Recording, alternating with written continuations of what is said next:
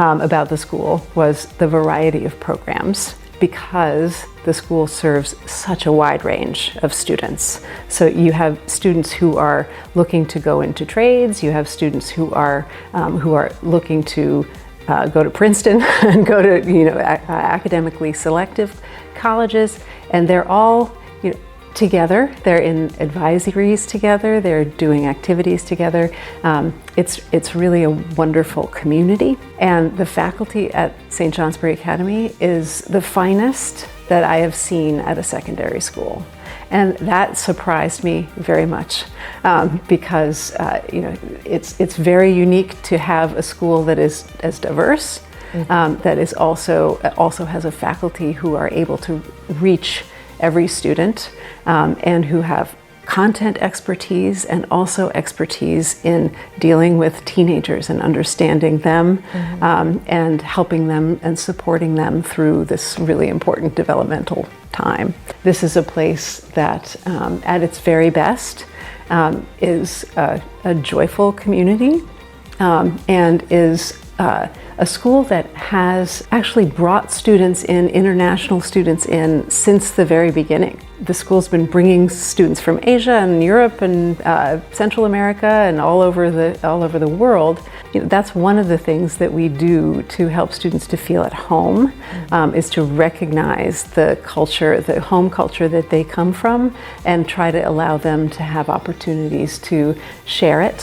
How the academic activity, how the program here can support the student to build and grow their leadership skills. Yeah, so I think right now 40 AP classes so that they can get college credit and take college level courses. So the academics for students who are looking to go to selective colleges is incredibly strong, and we've had students over the years, go to the best schools. But in terms of leadership, you're absolutely right that that's one of the things that colleges are looking for. Like, what is the unique leadership that you've taken, the initiative that you've shown as a student? And one thing we have here is called the National Honor Society. We have a chapter of the NHS, and that is a group that it's not just GPA, but it's also the kind of community contributor you are. You get elected to NHS, and that's a group of students who are coached to take leadership positions at the school. So those students are special in the school.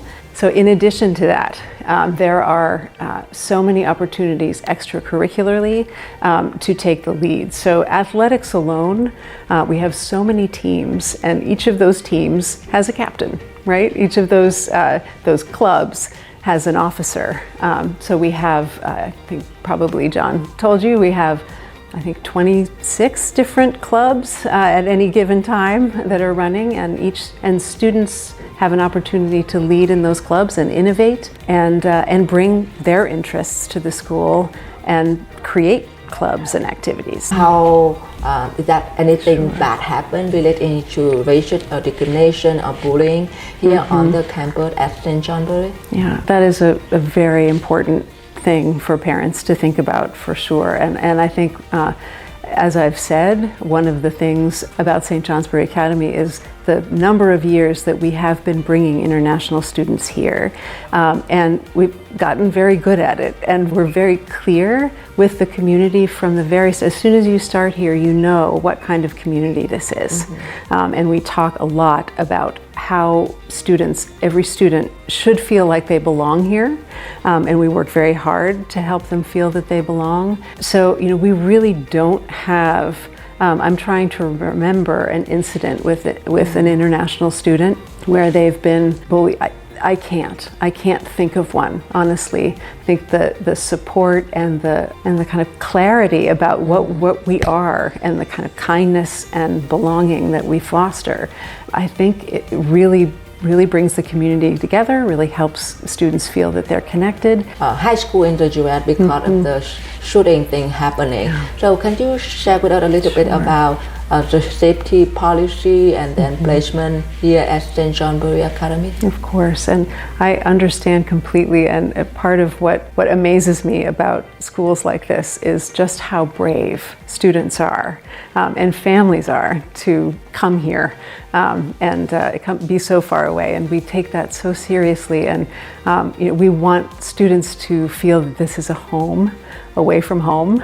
Again, the dorm proctors and the dorm staff, well trained in what will keep students safe. We have controlled access to the dorms, so we've just actually finished a kind of project to do that, so that Vermont is the #1 safest state in the United States. So you can share that. According to many measures, we've been identified as an incredibly safe place.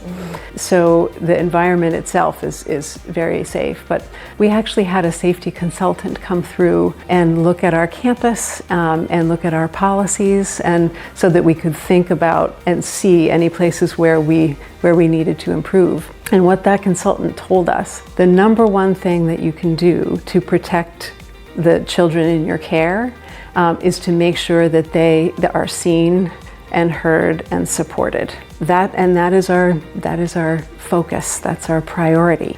If a student isn't feeling well, again, we have this at the health center is so strong, and there's always somebody on call. I actually had my son was here before I got here. It was so important. He got sick, and someone from the dorm, the nurse, the dorm proctor, they all called and said, here's how he's doing. He's doing okay. We recognize really clearly that parents want to know how safe and cared for their kids are, and we do everything we can to keep them connected. Yeah, that's great. So, thank you so much for your time today to answer all of the questions that we have. And for those questions, parents and students, they would love to hear directly from the head of the school. So that is the vision, how they can gain the leadership here, that they can prepare for college, and also about the safety environment for their kids, that when they decide to send their kids to go to study as parents. Yes.